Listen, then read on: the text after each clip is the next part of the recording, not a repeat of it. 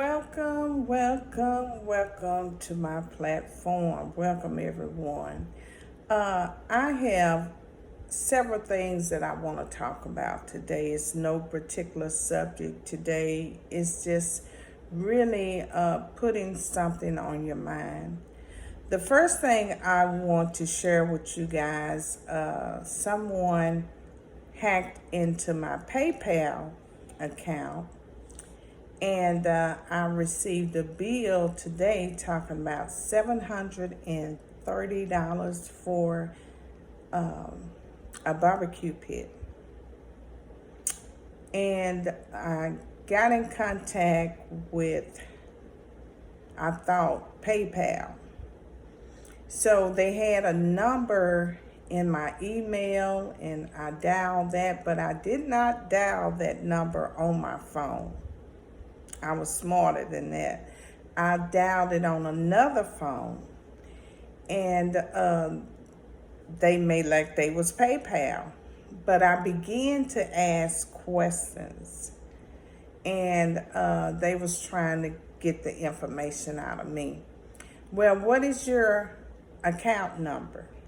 No, you tell me.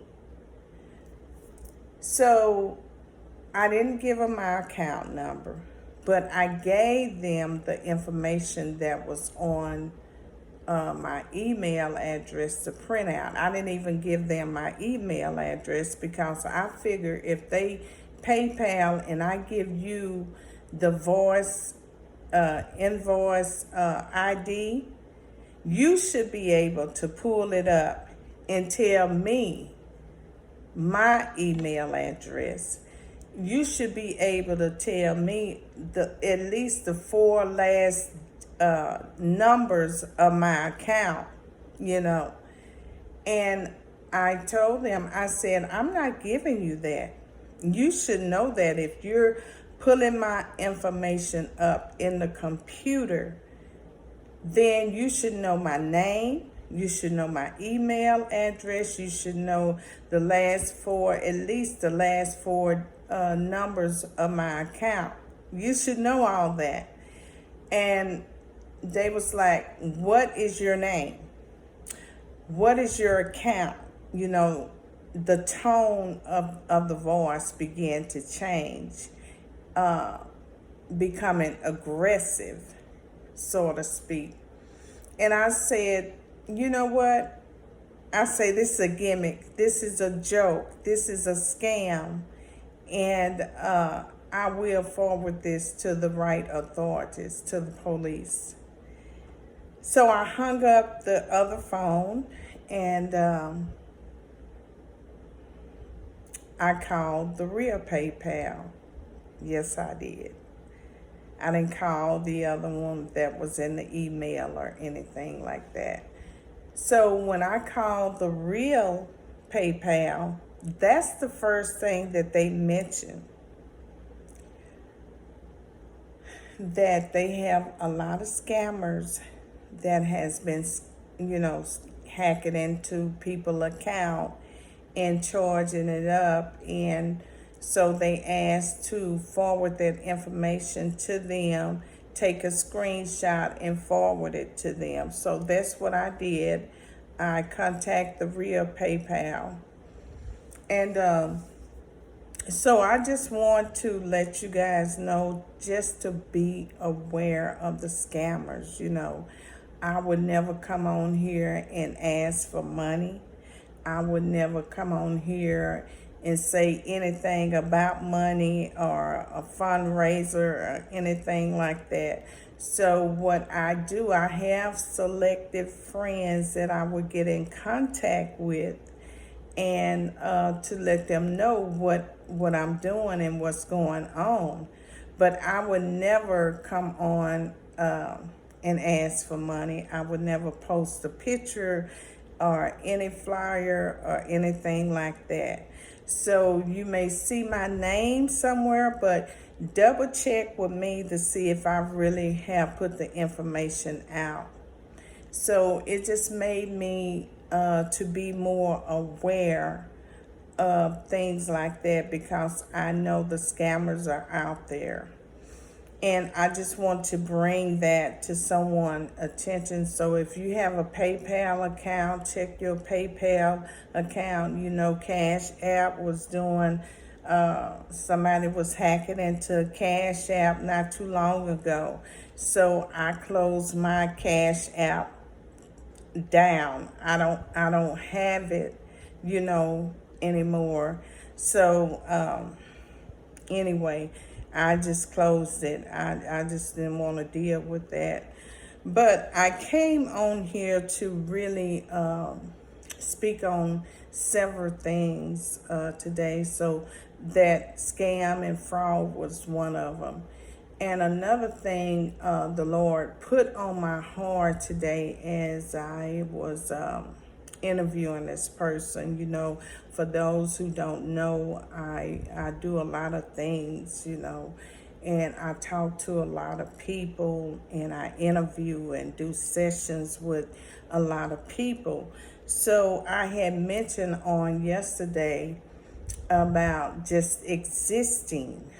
And when I was talking to this young lady, the first thing that came out of her mouth today, she said, I'm tired of existing, you know.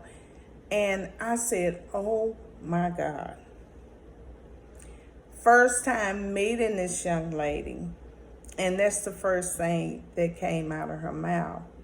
And I looked at the time that we are living in. We're living in troubled times. We're living in the times where it is trouble all around us, you know. And I did talk about family, how we should be a knitted family, how we should love one another and come together and as a family. So while I was out today after talking to the young lady, and so I ran into this other lady, and she was, you know, talking about hard times and how she was having hard times. But when she finished everything, and my heart really, really went out to her. So I just want to share this with somebody, you know, check on people because we never know what they are going through. We never know. If we don't check on them and have a conversation, just sit down and have a conversation or just call them up for a few minutes and just say, hey, how are you doing? You crossed my mind. Do you need anything? Is it something that I can help you with? You know, people will really appreciate that if you would just take the time out just for a few minutes in life, because when people get behind closed doors or when they get to themselves, we really don't know what's going on behind closed doors. They could be starving behind closed doors, you know. A lot of people don't have food to eat, even though it's assistance out there, but they might not qualify, you know. So it could be a lot of reasons why people don't qualify for food stamps, and they are sitting up there and hungry. Especially they do the elder people so wrong. They want to give them $10 and $20, you know, based on their income. Now, who can live off of $10 and $20? And I think the most I done heard out of senior citizens were like $30. And yes, I know it's food banks out there, but most of them don't have transportation. You know, most of them don't even have family. And if they do have family don't have time for them. You know, they'll barely come by or check on them, barely give them a call, you know. And if something happened or they get in a tight, yeah, they'll come by and get some funds, then they gone again, you know. So the Lord put on my heart today just to talk about, you know, checking on people to see if they're okay, to see if they need anything, because so many people are suffering behind closed doors. I'm going to say that again. So many people are suffering behind closed doors. And it's not only food. It's not only food, so don't just think it's food. It could be suffering from loneliness, suffering from a bad relationship, suffering financially. We don't know until we check on them. If we never check on them, then that's why most of them, you hear through the grapevine, well, so and so was found dead in their home or in their apartment, and no one never checked on them, never stopped by until people started complaining about a foul odor. So, if we learn to be more have compassion for people, then it's not being nosy or anything. It's just having that compassion for people, having that love for people, just calling and checking on them. Some people don't even want nothing but just the thought of you calling and checking on them. So the Lord had put that on my heart just to check on people, because we never know. We're living in the last days. I truly believe that these are the last days due to the signs and wonders that are around us.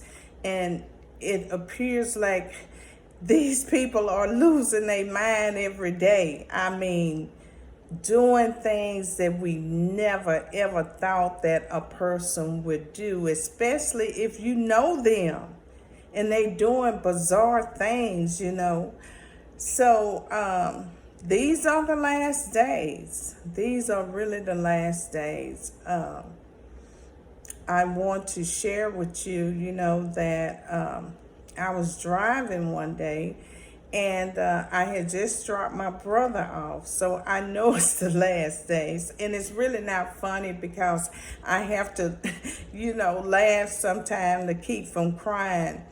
But I had just dropped my brother off home and everything. So I was driving through the apartment complex where he lives.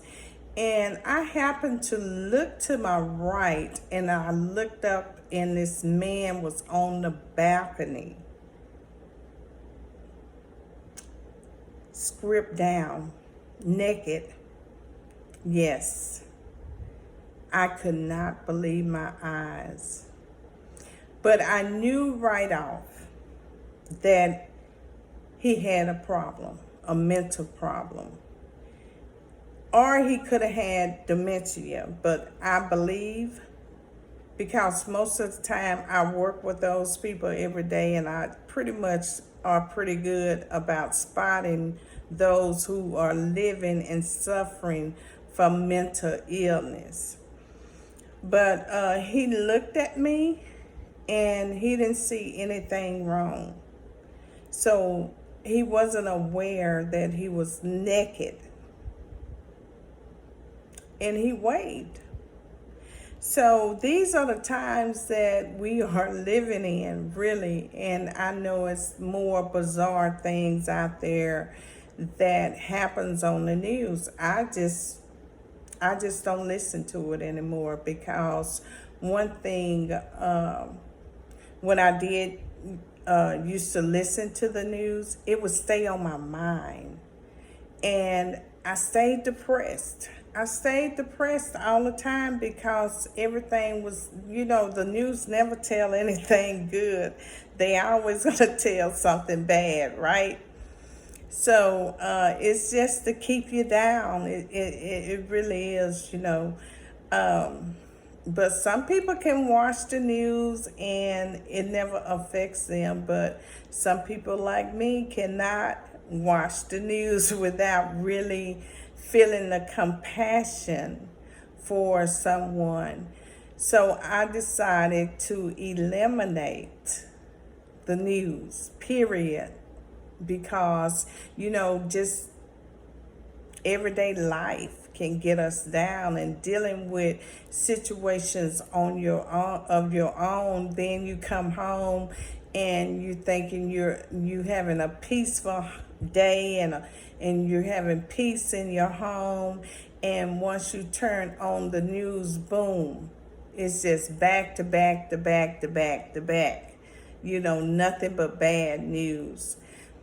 So I am the type that I don't listen to news. I have to, hear it through the grapevine or something like that. So that's just me.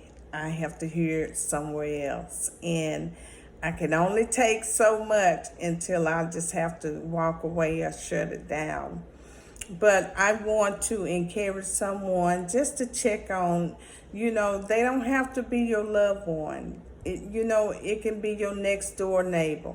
It could be someone that you're caring for, may work for, and just check on them. Just check on them. Say, hi, how you doing? It's just the little simple things that we overlook in life that can mean so much to somebody else. Just the simple little phone calls can mean so much to somebody else, and we just overlook it. But, I didn't realize a couple of years ago how the simple things in life can mean so much when you're not able to do it.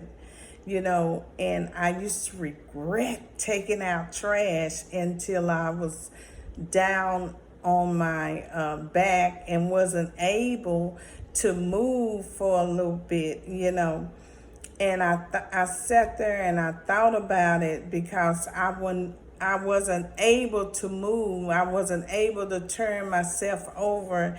I wasn't able to do anything without help. Getting up and down at that particular time. So I thought about, I said, man, just the small little simple things that we take for granted every day, like taking out the trash. And I was sitting there thinking, man, I wish I could take out the trash.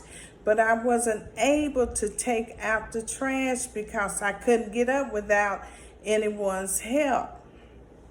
So when I thought about the simple things and I laid there and I said, God, I would never take nothing for granted as far as taking out the trash, doing the little simple things in life that we take for granted or we just don't even think about it.